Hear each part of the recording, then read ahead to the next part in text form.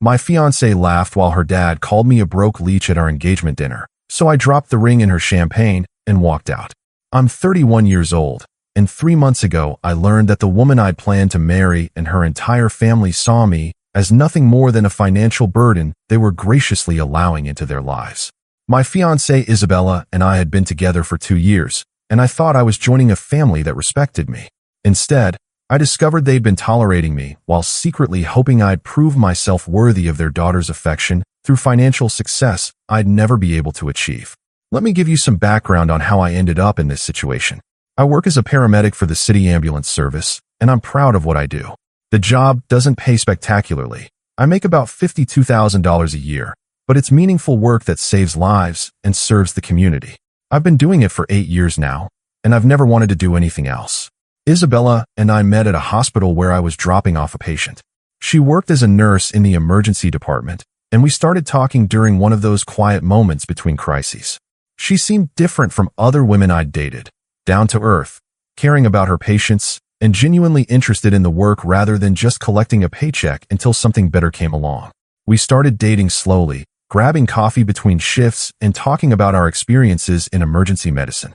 Isabella told me she'd gotten into nursing because she wanted to help people, and she seemed to respect the work I did as a paramedic.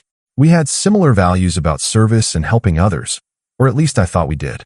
The first red flag should have been when Isabella started talking about her family's expectations for her future. Her father, Vincent, was a successful orthopedic surgeon who owned a private practice and several medical buildings around the city. Her mother, Claudia, came from old money and had never worked a day in her life. Isabella had grown up in a world of private schools, country clubs, and European vacations. But Isabella seemed different from her privileged background. She'd chosen nursing over medical school, claiming she wanted to be hands-on with patient care rather than dealing with the business side of medicine. She drove a modest car, lived in a reasonable apartment, and never flaunted her family's wealth. I thought she'd rejected the materialistic values of her upbringing. What I didn't realize was that Isabella was playing a role, experimenting with a more authentic lifestyle, while always knowing she had her family's wealth as a safety net. She was slumming it with the working class, but she'd never actually given up her privileged worldview. The relationship progressed naturally over 18 months. We moved in together, split expenses fairly, and talked about building a life together. Isabella seemed content with our modest lifestyle, and I started believing that she genuinely loved me for who I was rather than what I could provide financially. When I proposed last year, Isabella said yes enthusiastically. I'd saved for 6 months to buy her a ring I could afford. Not the massive diamond her family's wealth could have purchased, but a beautiful stone that represented my commitment and love. She seemed genuinely happy with it and posted pictures on social media showing off her engagement with what appeared to be authentic joy. The problem started when we began planning the wedding and Isabella's family became more involved in our relationship. Vincent and Claudia had been polite but distant during the time Isabella and I were dating. They'd invited me to a few family dinners and holiday gatherings, but I'd always felt like an outsider being evaluated rather than welcomed. As wedding planning progressed, their true feelings became more apparent. Vincent would make comments about how expensive weddings were and how important it was for couples to be financially prepared for marriage. Claudia would mention friends whose daughters had married successful doctors, lawyers, and business owners, always emphasizing their impressive careers and financial achievements. Isabella started changing too. She began making comments about how we'd need to upgrade our lifestyle after marriage, talking about buying a house in an expensive neighborhood and planning vacations we couldn't afford on my salary. When I pointed out that these things were beyond our budget, she'd suggest that maybe I should consider other career options that paid better. "You're so good with people," she'd say. "Have you ever thought about sales? Or maybe going back to school for something in healthcare administration? You could make so much more money." These conversations made me uncomfortable because they suggested that Isabella wasn't actually content with our life together. She was tolerating our modest lifestyle while waiting for me to transform into someone who could provide the affluence she'd grown up with. The engagement dinner was supposed to be a celebration hosted by Vincent and Claudia at their country club. They'd invited family members, close friends, and several of Vincent's medical colleagues, about 30 people total. I'd been nervous about the event because I knew I'd be surrounded by people from Isabella's social circle, but I thought it would be an opportunity to bond with her family and feel more accepted. I should have known better when Vincent insisted on giving a speech during dinner. He stood up at the head of the table with a champagne glass in his hand, and I could immediately tell this wasn't going to be a simple toast to our happiness. "I want to thank everyone for joining us tonight to celebrate Isabella's engagement," he began. "As her father, I've always wanted the best for my daughter, and I've taught her to expect excellence in all aspects of her life." The room was quiet, everyone focused on Vincent's words. I was sitting next to Isabella, holding her hand, thinking this might actually be a moment where her father welcomed me into the family.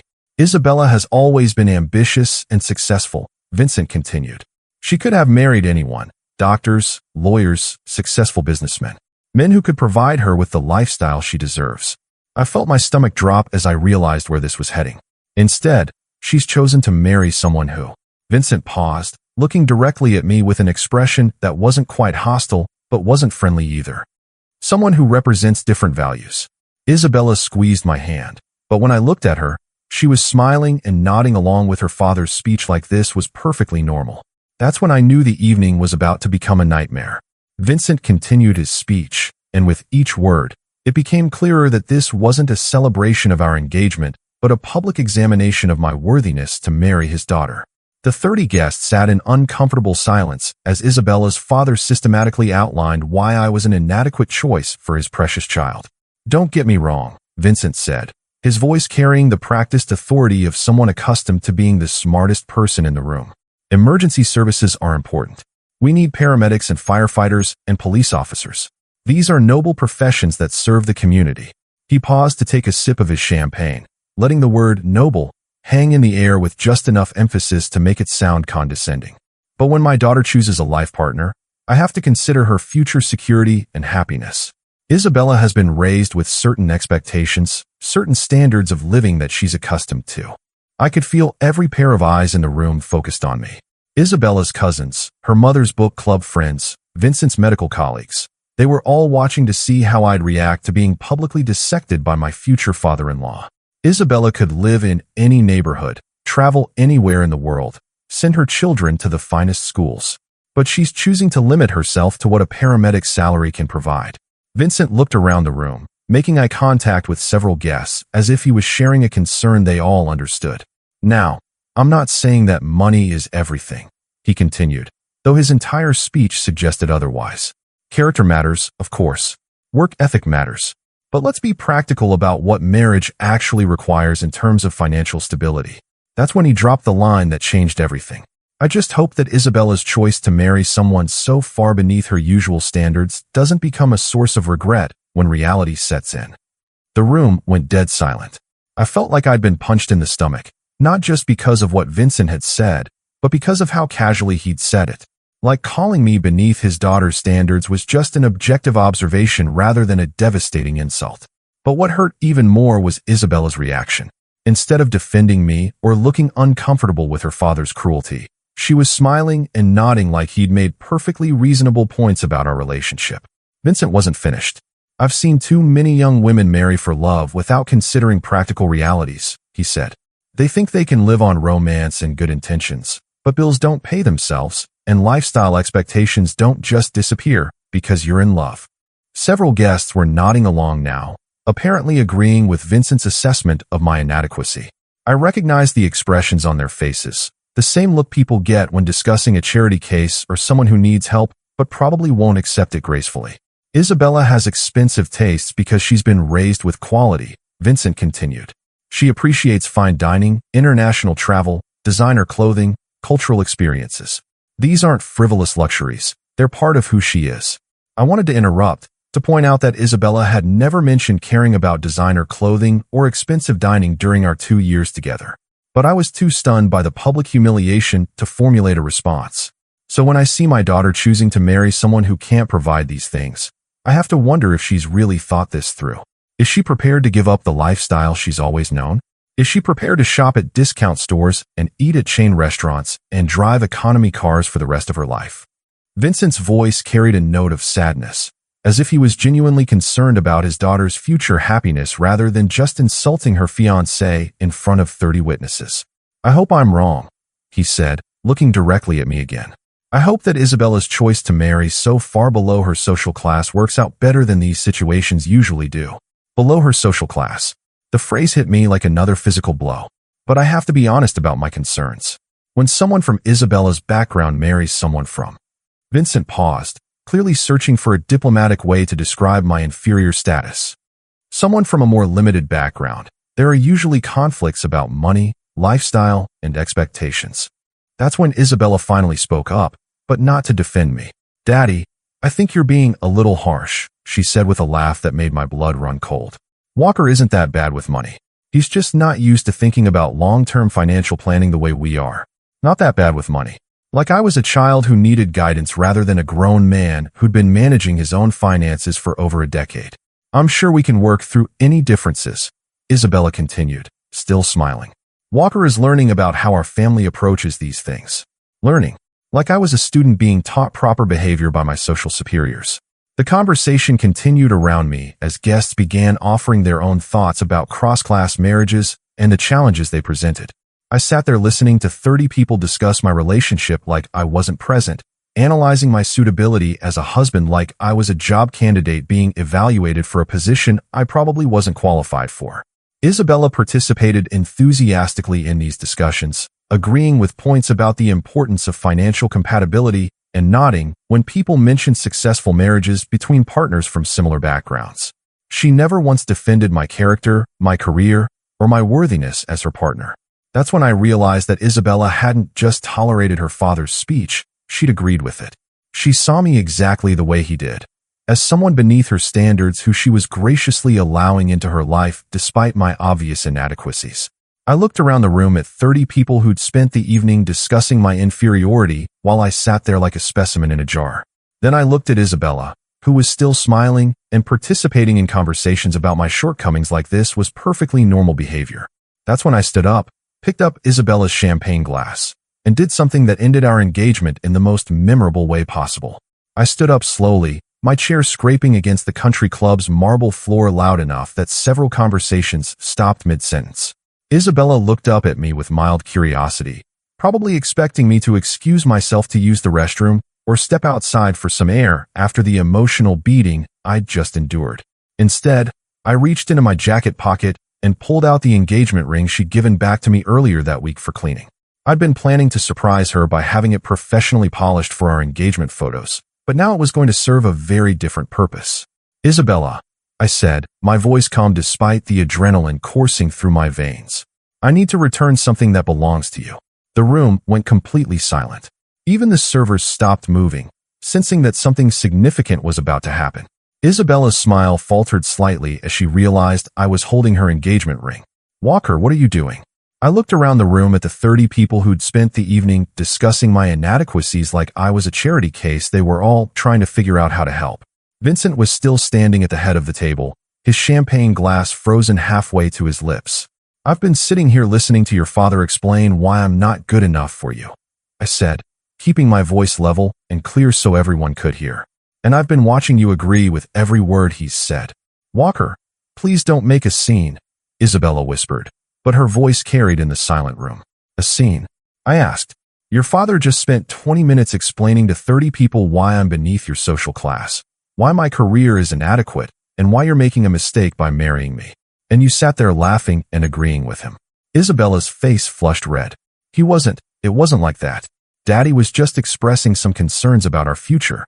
He called me a broke leech who was beneath your standards," I said bluntly. "And you laughed." The accuracy of that summary seemed to hit several guests uncomfortably.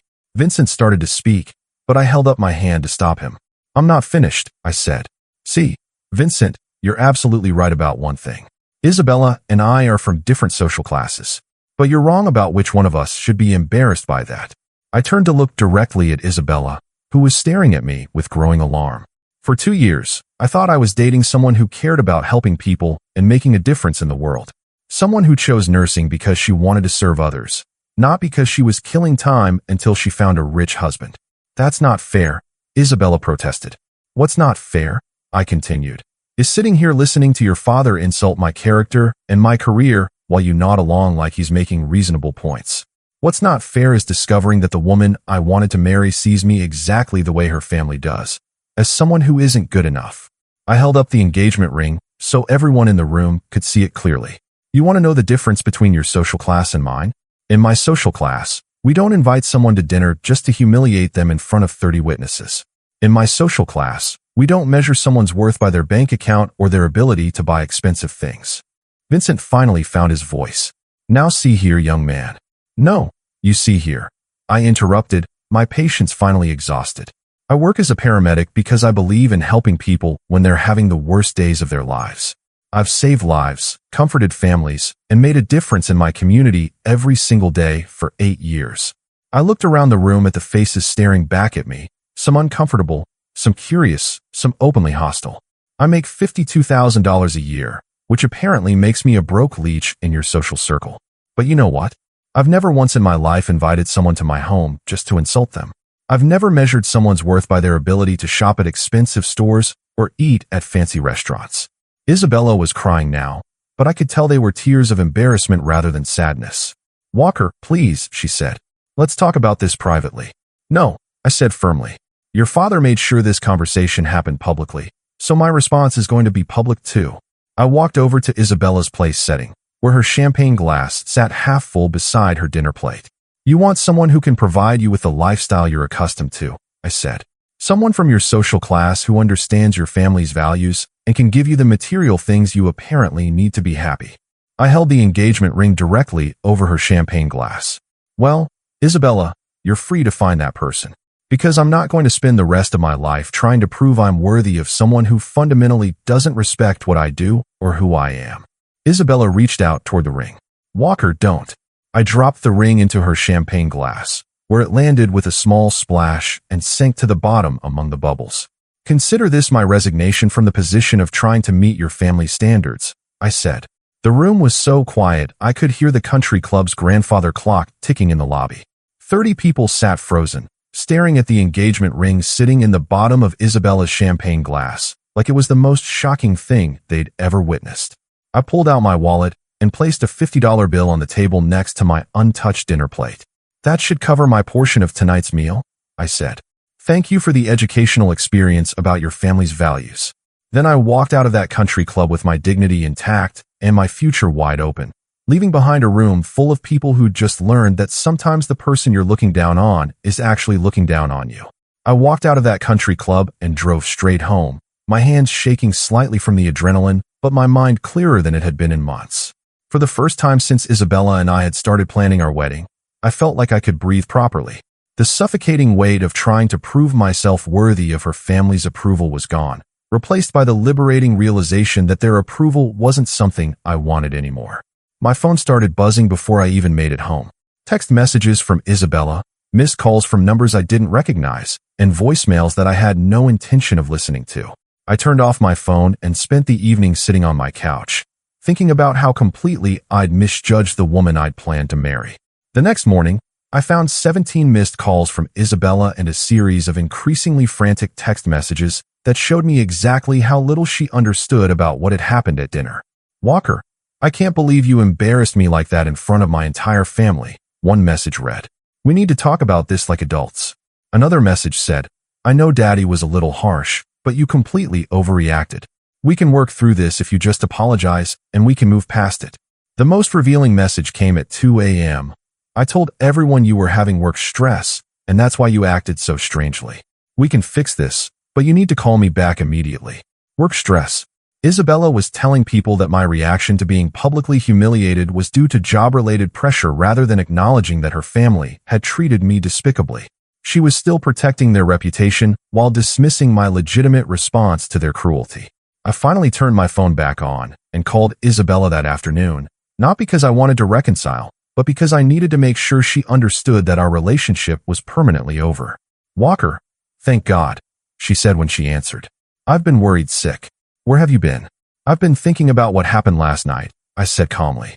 And I need you to understand that we're done. Permanently.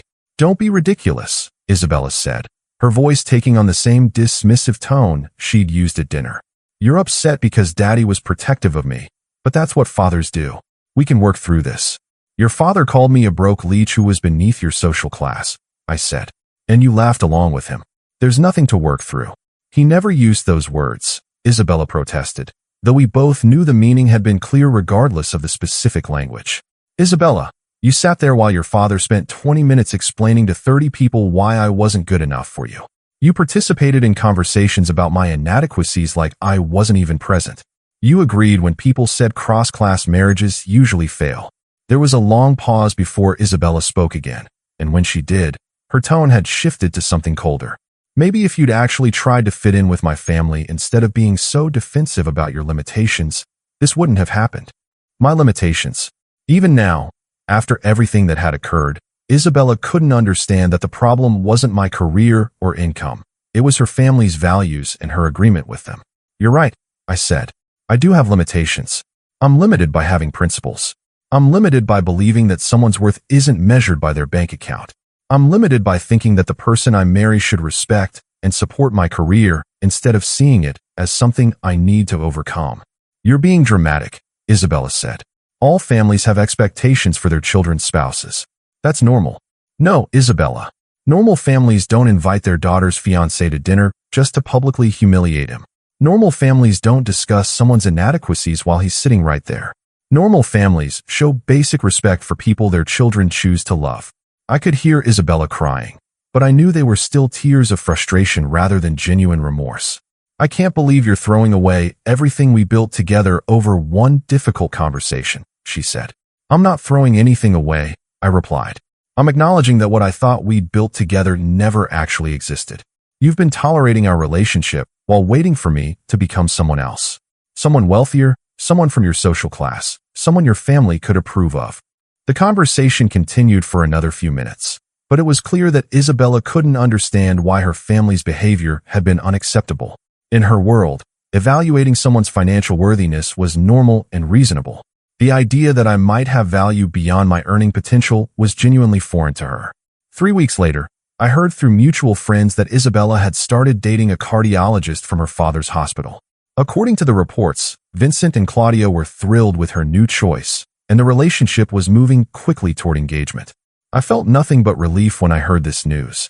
Isabella had found someone from her social class who could provide the lifestyle she wanted, and I'd avoided spending my life trying to earn the approval of people whose values I fundamentally disagreed with.